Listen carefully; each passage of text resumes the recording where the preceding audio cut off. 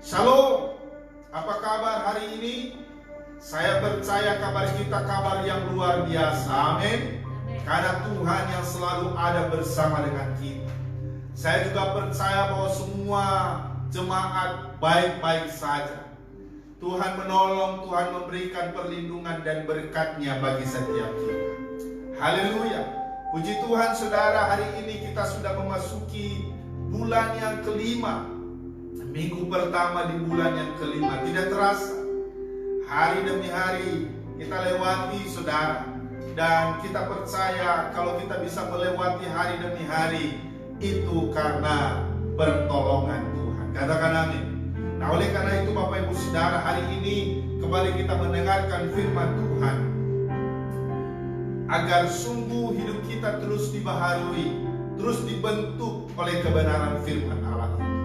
Nah, hari ini saya akan menyampaikan firman Tuhan dengan judul manfaat Roh Kudus dalam kehidupan. Manfaat Roh Kudus di dalam kehidupan.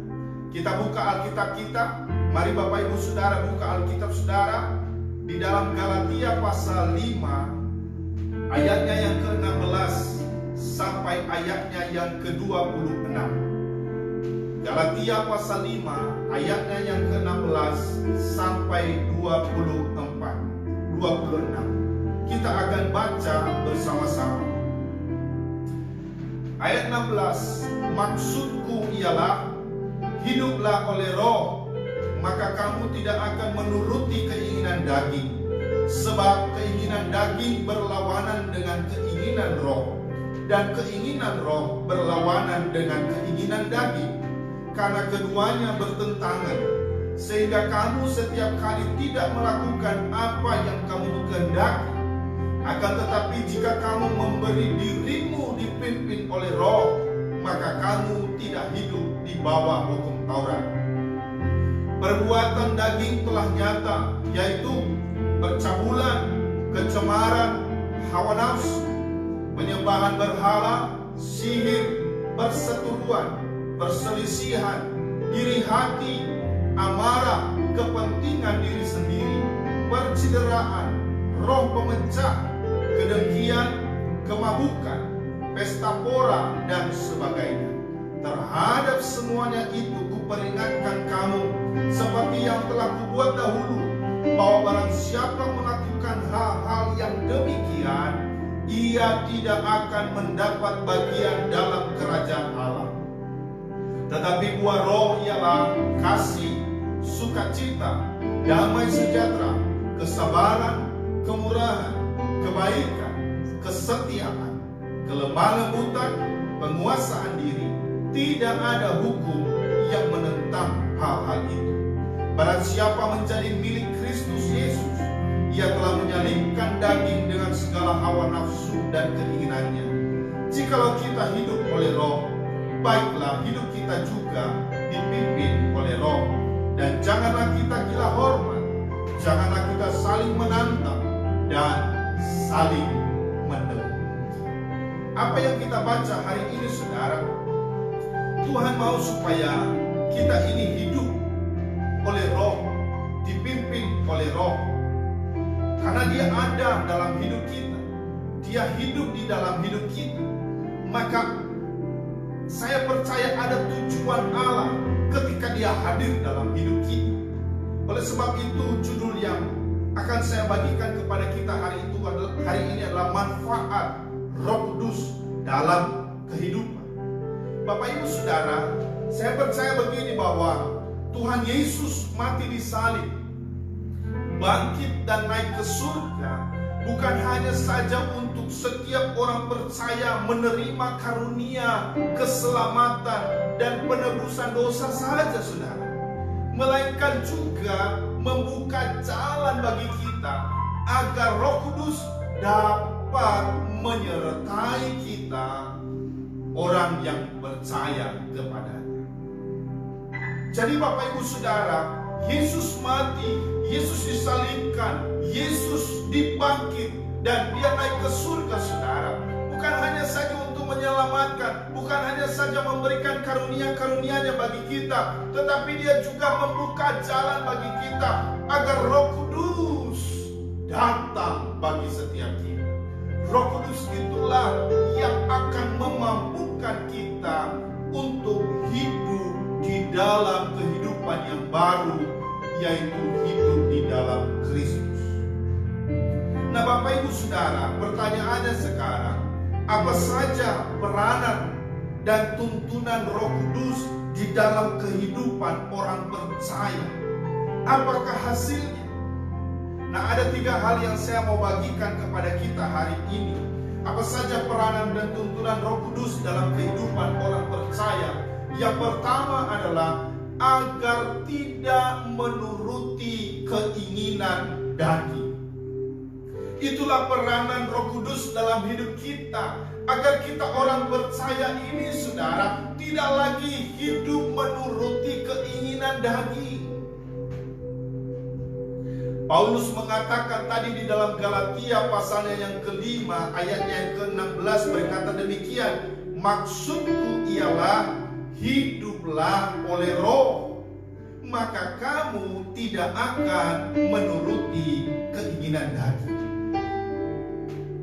Kata hiduplah dalam teks aslinya adalah peripateo, yang artinya adalah membuat jalan, berkebiasaan, dan menggunakan kesempatan yang Tuhan beri. Kesempatan di mana Dia ada dalam hidup kita. Kita mau memberi diri untuk dipimpin, supaya kita ini tidak menuruti keinginan daging, tidak menuruti hidup yang lama lagi, saudara, tetapi hidup yang baru di dalam Kristus. Jadi hiduplah oleh Roh, maksudnya agar orang percaya ini, saudara, membiasakan diri hidup menurut Roh. Maksudnya adalah agar kita ini memiliki gairah, memiliki spirit atau hasrat untuk melakukan atau mengerjakan atau menuruti dan diajar, yang diajar oleh Roh Kudus kepada kita, saudara.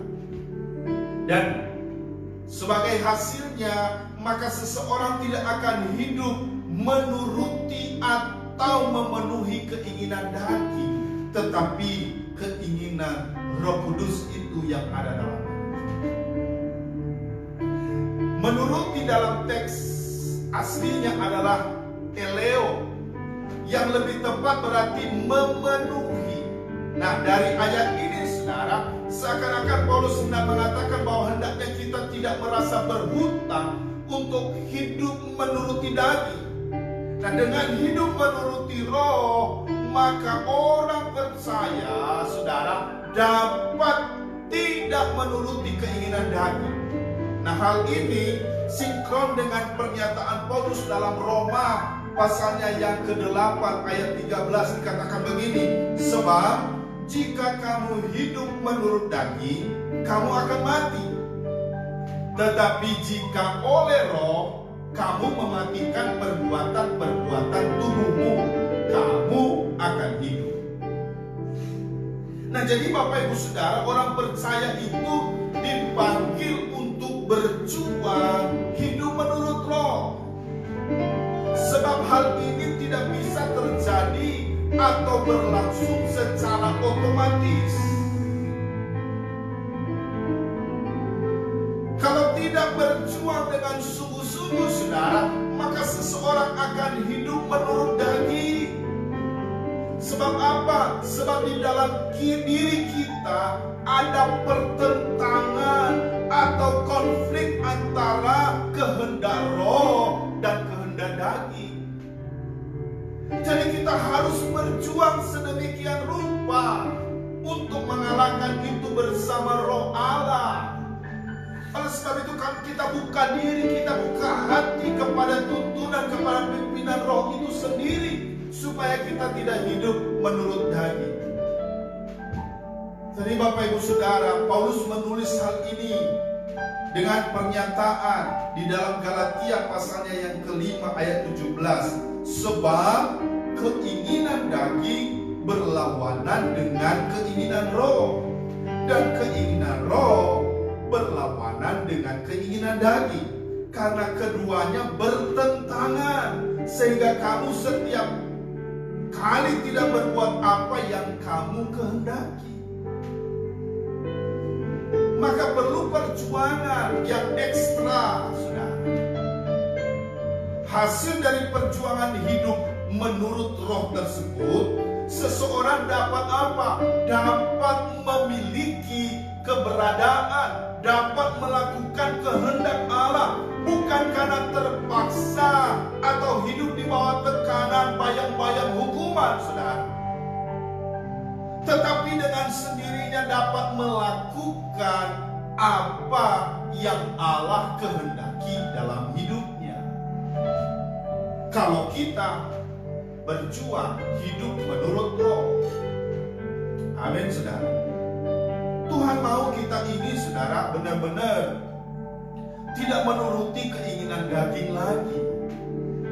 Karena hidup yang lama sudah mati. Kita hidup dalam kehidupan yang baru. Yang lama sudah berlalu, sesungguhnya yang baru sudah datang. Kita hidup yang baru di dalam Kristus. Maka Tuhan mengirimkan rohnya dalam hidup kita, agar kita dipimpin, agar kita dituntun oleh rohnya, supaya kita ini tidak lagi menuruti keinginan daging yang membawa kepada kebinasaan. Amin, saudara. Maka perhatikanlah hidup kita setiap waktu, setiap hari, supaya benar-benar, saudara, keselamatan yang kita peroleh itu benar-benar kita syukuri dengan kehidupan yang dipimpin oleh roh. Jadi Bapak Ibu Saudara, apa saja peranan dan tuntunan Roh Kudus di dalam kehidupan orang percaya? Apa hasilnya? Yang pertama, agar tidak menuruti keinginan daging. Dan yang kedua, peranan dan tuntunan Roh Kudus dalam kehidupan orang percaya, yaitu agar tidak di bawah hukum Taurat. Saudara, hukum Taurat itu lebih ditekankan kepada perbuatan. Kalau kita berbuat ini, maka kita mendapatkan itu. Saudara, perbuatan apa yang bisa menyelamatkan kita? Tidak ada, saudara. Kita ini kain yang kotor, kata Alkitab. Tidak ada perbuatan yang bisa menyelamatkan kita, tetapi kita diselamatkan hanya oleh anugerah Tuhan, saudara. Nah, Paulus mengatakan hal ini dengan pernyataan akan tetapi di dalam Galatia 5 ayat 18 tadi dikatakan, akan tetapi jikalau kamu memberi dirimu dipimpin oleh roh, maka kamu tidak hidup di bawah hukum Taurat. Dalam hal ini, seseorang dapat melakukan kehendak Allah bukan karena hukum, tetapi karena irama yang sudah menyatu dalam dirinya. Karena pimpinan, karena tuntunan Roh Kudus yang sudah menyatu dalam hidup. Inilah kekristenan yang sejati. Not just to do, but to be. Tidak hanya untuk melakukan, tetapi untuk menjadi seperti yang Tuhan mau. Sampai pada tahap ini, saudara, nyata bahwa kekristenan itu bukanlah agama hukum, tetapi jalan hidup, yaitu cara berpikir seperti cara pikirnya Tuhan. Dengan demikian maka buah roh dapat dihasilkan. Jadi sekali lagi saya katakan bahwa kekristenan bukanlah agama hukum. Bukan ketika kita melakukan ini maka kita mendapatkan itu. Kalau tidak melakukan maka berdosa. Tidak demikian, saudara. Tetapi cara berpikirnya Tuhan, cara jalannya hidupnya Tuhan, itulah yang kita kerjakan setiap harinya. Yang kita kerjakan ini, saudara, adalah syukur atas keselamatan yang telah Tuhan beri bagi kita. Kita hidup, kita menghidupi keselamatan yang Tuhan beri itu bagi kita. Kita melakukan segala sesuatu bukan supaya kita diselamatkan, tetapi kita melakukan segala sesuatu karena kita sudah diselamatkan. Dan inilah bentuk pengabdian kita atas keselamatan yang Tuhan beri dalam hidup kita. Selanjutnya Paulus menunjukkan buah-buah daging, saudara. Antara lain tadi dikatakan percabulan, kecemaran, hawa nafsu, penyembahan berhala, sihir, perseteruan, perselisihan, iri hati, amarah, kepentingan diri sendiri, percederaan, roh pemecah, kedengkian, kemabukan, pesta pora, dan sebagainya. Nah, Bapak Ibu Saudara, saya mau katakan orang-orang yang masih mempraktikkan hal ini dalam hidupnya pasti tidak akan mendapat bagian dalam kerajaan surga. Siapapun orang tersebut, walaupun mengaku Kristen, aktivis, pelayan Tuhan, bahkan seorang pendeta, saudara, dalam hal ini jelas bahwa untuk masuk kerajaan surga, seseorang harus hidup menuruti keinginan roh. Jadi Bapak Ibu Saudara, makanya Tuhan bilang, kerjakanlah keselamatanmu dengan takut dan gentar di hadapan Allah. Jadi sekali lagi saya katakan bahwa untuk masuk kerajaan surga, seseorang harus tidak lagi hidup menurut daging yang dapat menghasilkan buah-buah daging. Tetapi orang-orang yang masuk dalam kerajaan Allah adalah mereka yang hidup menurut roh. Sebagai buktinya adalah memiliki buah-buah roh. Antara lain tadi dikatakan kasih, sukacita, damai sejahtera, kesabaran, kemurahan, kebaikan, kesetiaan, kelemah lembutan, dan penguasaan diri. Itulah yang harus kita miliki dalam hidup kita, karena Allah telah menganugerahkan rohnya dalam hidup kita. Inilah buah yang harus kita keluarkan dari manfaat Roh Kudus itu ada dalam diri kita, saudara. Bukan lagi perbuatan-perbuatan daging yang keluar dalam diri kita, tetapi perbuatan-perbuatan roh, buah-buah roh yang harus keluar dalam diri kita, bukan lagi buah-buah daging. Itulah manfaat Roh Kudus, tuntunan Roh Kudus dalam hidup kita. Oleh sebab itu, menjadi panggilan yang dapat dikatakan juga sebagai hutang, bahwa orang percaya harus hidup menurut roh. Untuk itu orang percaya harus apa? Berjuang. Berjuang untuk apa? Berjuang untuk menyalipkan daging dengan segala hawa nafsunya. Daging, perbuatan daging itu membawa kepada kebinasaan. Maka kita harus memilih untuk hidup menuruti roh. Karena hidup menurut roh itu akan membawa kita kepada kerajaan Allah.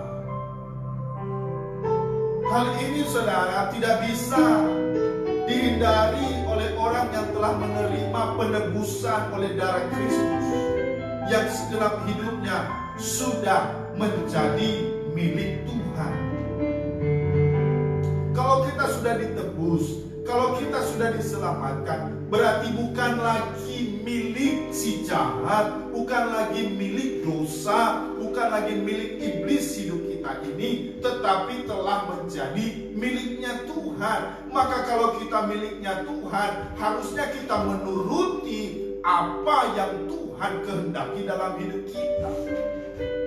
Itulah yang dikatakan dalam Korintus pasal 6 ayatnya yang ke-19 sampai 20 berkata demikian.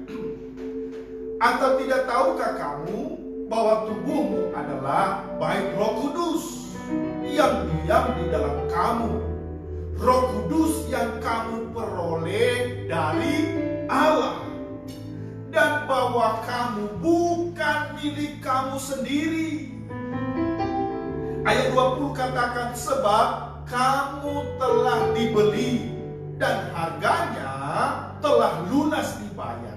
Karena itu muliakanlah Allah dengan tubuhmu. Jelas saudara, kita ini bukan lagi miliknya si jahat, bukan lagi miliknya iblis saudara, untuk melakukan perbuatan-perbuatan daging, melakukan dosa dan kejahatan. Tetapi kita ini adalah milik Kristus,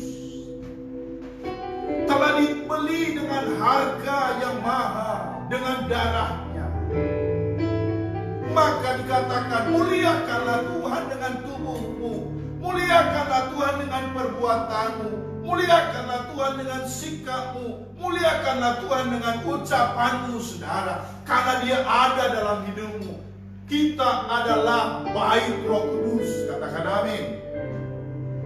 Nah, untuk itu saudara, Paulus tegas mengatakan, barang siapa menjadi milik Kristus, Galatia pasal 5 ayat 24 tadi, barang siapa menjadi milik Kristus Yesus, ia telah menyalibkan daging dengan segala hawa nafsu dan keinginan.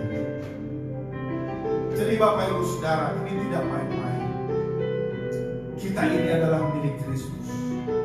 Kita tidak hidup di bawah hukum Taurat, tetapi kita hidup di bawah hukum kasih karunia. Amin. Itu yang kedua. Jadi apa saja peranan dan tuntunan Roh Kudus di dalam kehidupan orang percaya? Yang pertama, agar tidak menuruti keinginan daging. Dan yang kedua, agar tidak dibawa hukum Taurat.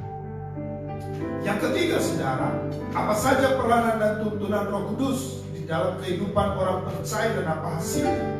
Yang ketiga adalah agar kita dipimpin oleh Roh. Penjelasan mengenai Roh dalam Roma pasal 8 saudara sinkron dengan Galatia pasalnya yang kelima ayatnya yang ke-25. Galatia ayat 5 pasal 5 ayat 25 tertulis, jika kita hidup oleh Roh, baiklah hidup kita juga dipimpin oleh Roh. Kata dipimpin dalam teks aslinya adalah stoikeo, yang lebih dapat diterjemahkan bersama, berjalan, seirama dalam satu barisan. Kalau diterjemahkan dipimpin saudara, itu mengesankan Roh itu di depan. Tetapi kalau diterjemahkan berjalan seiring atau seirama, berarti berjalan bersama. Hal ini sama artinya dengan hidup menuruti Roh itu. Jadi Roh dalam kalimat hiduplah oleh Roh dalam Galatia pasal 5 ayat 25 tadi adalah suatu gairah, suatu spirit atau hasrat yang sesuai dengan Roh Kudus. Maka ini saudara berarti orang percaya memiliki apa? Panggilan yang mutlak harus dipenuhi untuk memperhatikan keinginan Roh, bukan keinginan daging, tetapi hidup menuruti Roh Kudus tersebut. Amin saudara. Jadi kita seirama bersama dengan Tuhan. Ada satu lagu, ajari aku mengerti perasaanmu, mengerti detak jantungmu. Biar biarkan aku hanya denganmu sampai kau dapati hatiku seirama dengan hatimu. Jadi Bapak Ibu Saudara, ada keintiman, ada keserasian seirama dengan hati Tuhan hidup kita. Dari terjemahan secara hurufiah Alkitab bahasa Yunani, saudara, kalimat dipimpin oleh Roh sebenarnya adalah berjalan dalam Roh, walking in the Spirit. Itulah sebabnya dalam Alkitab terjemahan lama Galatia pasal 5 ayat 25 itu berkata begini, jika kita hidup oleh sebab Roh itu, biarlah juga kita berjalan menurut Roh itu. Berjalan seiringan dengan Roh itu, berjalan seirama dengan Roh itu, Roh Kudus yang ada dalam diri kita. Jadi apa sebenarnya yang dimaksud dengan berjalan menurut Roh itu? Kalimat berjalan di dalam Roh sama artinya dengan berjalan seirama Roh berdasarkan kata stoikeo itu, saudara. Jadi kalimat dipimpin oleh Roh berasal dari kata pneumatika, kai, stopmekomen, saudara, yang memberi apa? Petunjuk berjalan seirama dengan Roh, dengan gairah atau hasrat yang dihasilkan dari perjalanan hidup dalam pimpinan Roh Kudus. Jadi saudara, kata stoikomen bisa menunjuk orang yang baris berbaris atau suatu perintah. Nah, ini adalah suatu proses sinkronisasi atau penyesuaian. Penyesuaian hendaknya saudara penyesuaian kita hendaknya terhadap kehendak Allah yang termuat di dalam Roh Kudus tersebut. Jadi Bapak Ibu Saudara, untuk bisa menjadi sinkron dengan Roh tersebut, maka saudara harus melalui proses metamorfos atau transformasi dalam kehidupan anak Allah yang tidak pernah berakhir sampai mata tertutup, saudara. Harus ada perubahan, harus ada proses menuju kepada kesempurnaan di dalam Tuhan. Itulah yang dikatakan dalam Roma pasalnya yang ke-12 ayat 2. Janganlah kamu serupa dengan dunia ini, tetapi berubahlah oleh pembaharuan budimu, sehingga kamu dapat membedakan mana kehendak Allah, apa yang baik, apa yang berkenan kepada Allah dan yang sempurna. Jadi transformasi atau pembaharuan itu dalam atau pada pikiran kita, dalam hidup kita atau pada pikiran kita. Dalam proses penyesuaian atau sinkronisasi tersebut, saudara, bukan Tuhan yang harus menyesuaikan diri terhadap kita, tetapi kitalah yang harus menyesuaikan diri terhadap kehendak Tuhan itu.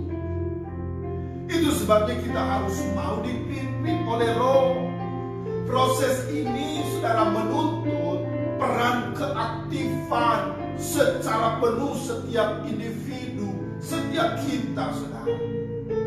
Roh Kudus sebagai pendamping aktif yang menolong, memimpin orang percaya, dan orang percaya, saudara, memberi diri dipimpin oleh Roh melalui ketekunan mengisi jiwanya dengan firman Tuhan.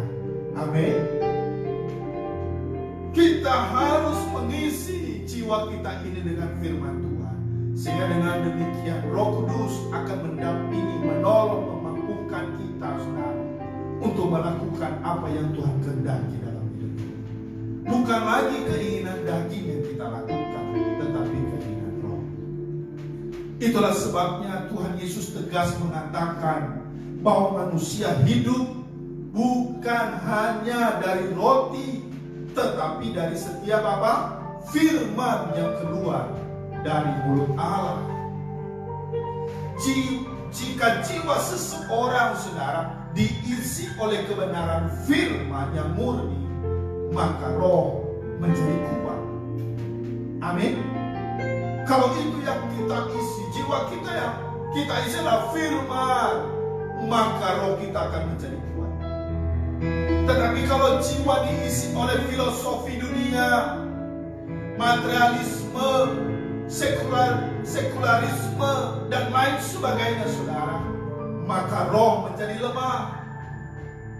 Oleh sebab itu tidak mungkin seseorang bisa menjadi kuat dalam Tuhan kalau tidak memahami kebenaran firman Tuhan yang murni. Kalau tidak senantiasa buka hati kepada firman Tuhan, kalau tidak merenungkan itu siang dan malam, saudara. Ketika jiwa dipenuhi dengan kebenaran, pengenalan akan Tuhan yang memuat pikiran dan perasaan Allah, maka roh kita menjadi kuat. Kalau kita hidup menurut roh itu, saudara, maka kekuatan roh itu akan menguasai seluruh kehidupan kita ini. Sehingga apa yang terjadi? Perilaku kita dapat sesuai dengan kehendak Allah yang Maha Kudus itu. Amin, saudara. Jadi Bapak Ibu, proses ini adalah proses berjalan seirama dengan roh sampai benar-benar mencapai level dipimpin oleh roh secara ideal, saudara. Kalau seseorang hidup menurut roh secara ideal, maka tujuan keselamatan tercapai. Sebab apa? Sebab seseorang dapat memiliki roh Kristus sehingga dapat serupa dengan Dia.